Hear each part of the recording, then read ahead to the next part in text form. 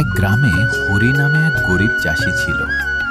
তার ছোট্ট একটি জমি ছিল সংসার চালানোর একমাত্র ভরসা। হঠাৎ এক বছর ভয়ঙ্কর খরার কারণে তার সব ফসল নষ্ট হয়ে গেল। চারদিকে হতাশা, কিন্তু হরি হাল ছাড়ল না। সে আবার নতুন করে মাঠে নামল। কঠোর পরিশ্রম আর অদম্য ইচ্ছাশক্তি নিয়ে জমিতে চাষ করতে শুরু করল।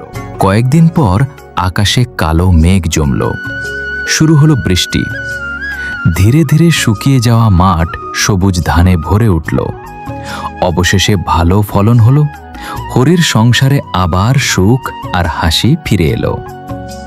হরির এই পরিশ্রম আর অধ্যবসায় দেখে গ্রামের মানুষ অনুপ্রাণিত হলো। যার ধৈর্য আর পরিশ্রম আছে, সফলতা একদিন তার দুয়ারে কড়া নাড়ে।